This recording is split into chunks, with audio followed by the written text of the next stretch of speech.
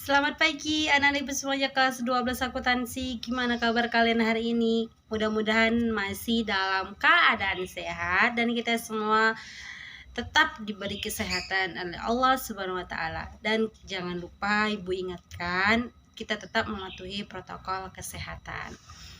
Anak-anak ibu, video kali ini adalah pelajaran kita akuntansi keuangan dan sekarang kita masuk materi baru, yaitu dengan judul besarnya penjualan konsinyasi. Adapun untuk KD pengetahuannya atau KD3 kompetensi dasarnya melakukan penjualan konsinyasi, dan KD4-nya keterampilannya ada melakukan pencatatan penjualan konsinyasi. Anak-anak ibu, langsung ibu jelaskan, ada deh yang pengertian konsinyasi.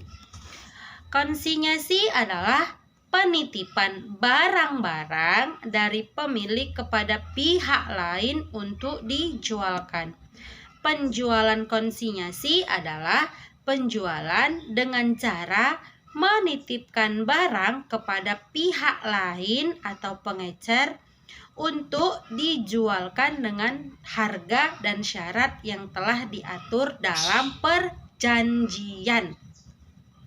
Pihak yang menitipkan barang disebut pengamanat atau konsignor, dan pihak yang dititipi disebut komisioner atau pedagang komisi atau konsigni. Ibu singkat penjelasannya mengenai penjualan konsinyasi ini. Anak-anak ibu semua pasti tahu kan, kalau kita pas berbelanja ke grosir itu pasti ada dianya sales menawarkan barangnya kepada pemilik grosir. Nah, di situ sudah terjadi yang namanya penjualan konsinyasi. Artinya si perusahaan sudah menitipkan barangnya kepada pemilik grosir melalui si salesnya. Kemudian si sales di sini disebut si perusahaan yang melalui sales itu dia disebut sebagai pengamanat atau konsignor. Kemudian pihak yang dititipi tadi, si grosir tadi, itu dia disebut sebagai konsigni, sebagai pedagang eceran, sebagai pedagang komisi atau komisioner. Udah paham di sini ya untuk penjelasan penjualan konsinyasi. Dan di dalam penjualan tersebut sudah disepakati antara si pengamanan, yaitu perusahaan yang melalui sales, dengan si komisioner, si pemilik grosir, harga. Kemudian tadi apa kata syarat sudah ditentukan. Itu dia lebih kurangnya. Kalian bisa memperpanjang lagi dengan pemikiran kalian mengenai pengertian penjualan konsinyasi. Nah, di sini dianya ada satu pihak-pihak yang terlibat dalam penjualan konsinyasi, yaitu yang pertama dia ada dua. Yang pertama kita bahas dianya ada pengamanat atau konsignor, adalah pihak yang menitipkan barang atau pemilik barang, yang di sini kita sebut sebagai perusahaan yang melalui sales. Pengamanat akan tetap mencatat barang yang dititipkannya sebagai persediaan selama barang yang dititipkan belum terjual atau menunggu laporan dari komisioner. Barang-barang yang dititipkan kepada pihak lain untuk dijual dengan harga dan persyaratan tertentu bagi pengamanat disebut sebagai barang-barang konsinyasi. Nah, barangnya tadi yang dititipkan kepada si komisioner atau kepada grosir itu disebut sebagai barang konsinyasi. Dan selama barang itu masih di tangan si komisioner atau si grosir, persediaan barangnya itu masih milik si pengamanat atau si perusahaan. Sampai sini paham ya? Kemudian yang kedua, di sini pihak yang terlibat ada komisioner atau yang pihak yang menerima titipan barang atau yang biasa kita sebut dianya tadi sebagai grosir. Bagi pihak komisioner, barang yang diterima dari pihak pengamanat disebut barang komisi. Artinya di sini nanti si grosir akan mendapatkan komisi dari barang yang telah dititipkan si pengamanat. Nah, di sini sebelum dijual barangnya itu oleh si pengamanat, si grosir, maaf, dia di situ nanti akan mendapatkan komisi. Berapa barang yang habis dijualnya tadi, itu dia akan tetap mendapat komisi atau keuntungan. Kemudian yang kedua, ada dianya karakteristik penjualan konsinyasi, antara lain sebagai berikut. Yang pertama, barang-barang konsinyasi harus dilaporkan sebagai persediaan oleh pengamanat karena hak milik atas barang-barang konsinyasinya masih berada di tangan pengamanat. Memang iya, karena barangnya sudah disampaikan kepada grosir, wajib si komisioner, si grosir wajib melaporkan barang itu tadi apakah sudah habis ataukah belum atau masih dalam proses penjualan. Yang kedua, pengiriman barang-barang konsinyasi tidak mengakibatkan timbulnya pendapatan dan tidak boleh dipakai sebagai kriteria untuk mengakui timbulnya pendapatan bagi pengamanat maupun bagi komisioner sampai barang dagangan dapat dijual kepada pihak ketiga. Nah, selama barangnya tadi si sales memberikan barang kepada si grosir, barang tersebut belum laku terjual dan itu tidak boleh diakui sebagai pendapatan baik di si pengamanat maupun si grosir. Dan barang itu kalau sudah nanti laku terjual baru boleh diakui sebagai pendapatan baik dianya si komisioner pemilik grosir dengan mendapatkan komisi dan sebagai pengamanat juga sudah diakui sebagai pendapatan. Yang C, ada dia pihak pengamanat sebagai pemilik barang tetap bertanggung jawab sepenuhnya terhadap semua beban yang berhubungan dengan barang-barang konsinyasinya sejak saat pengiriman sampai dengan saat komisioner berhasil menjual barang tersebut kepada pihak ketiga.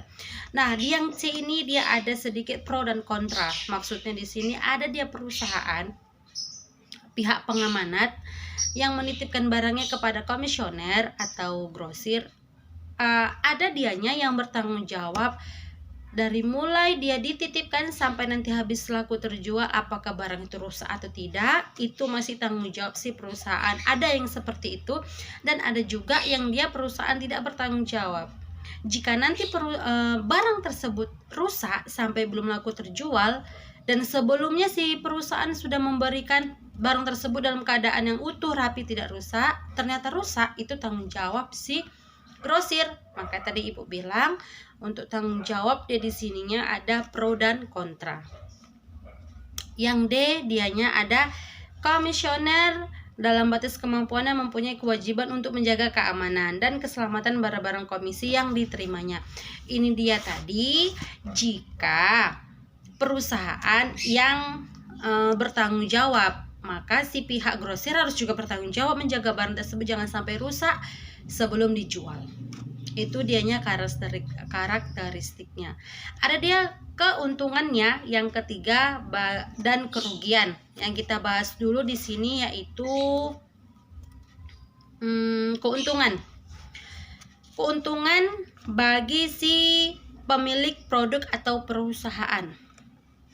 Salah satu yang pertama dia jelas untuk memperluas pasaran, memperluas produk yang dihasilkannya di pasaran kepada pabrik, produsen, distributor, grosir. Nah, otomatis memperluas produk yang dihasilkan di pasaran.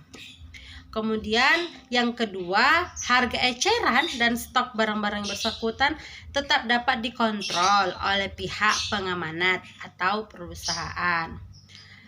Tidak perlu mengurusi dan berjualan langsung ke konsumen. Jelas, Mana mungkin pabriknya langsung datang ke rumah-rumah untuk menjualkan, tetapi melalui komisioner.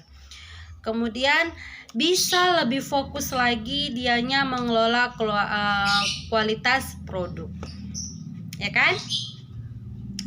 Kemudian dianya kelemahannya, ya otomatis untuk mendapatkan keuntungan harus menunggu sampai waktu yang telah ditentukan. Ya iyalah, tunggu laporan dulu dari grosirnya.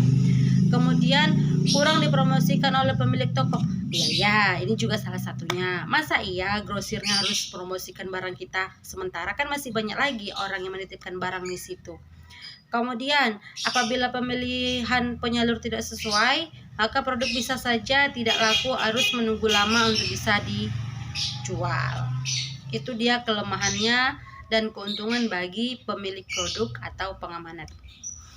Sekarang bagi penyalur atau komisioner, yang kita bahas dulu yang pertama di sini dianya ada keuntungan. Yang pertama, pihak konsigni atau komisioner atau grosir tadi dilindungi dari kemungkinan resiko gagal untuk memasarkan barang-barang tersebut atas keharusan menjual dengan rugi. Enggak juga, kalau nanti dianya nggak laku bisa ditarik perusahaan, ya. Kemudian resiko rusaknya barang dan adanya fluktuasi harga dapat dihindarkan. Kemudian hemat beban, terlebih jika pemilik produk menyediakan petugas khusus atau SPG, ini jelas. Mendapatkan keuntungan dari laba penjualan, ya, karena kita mendapat komisi dari barang yang dititipi. Kebutuhan akan modal kerja dapat dikurangi sebab adanya barang-barang konsinyasi yang diterima atau dititipkan oleh pengamanat. Jelas modal kita berkurang. Nah, mungkin sampai di sini dulu pembahasan Ibu. Anak-anak Ibu bisa lihat di internet mengenai penjualan konsinyasi itu apa. Untuk perjanjiannya nanti Ibu jelaskan lagi, untuk perhitungannya Ibu jelaskan lagi di video pertemuan selanjutnya. Dikirim catatannya ya, diambil kesimpulan yang Ibu jelaskan, dikirim ke WA pribadi Ibu. Untuk rekapnya nanti Ibu kirim lagi. Sampai jumpa dan selamat pagi.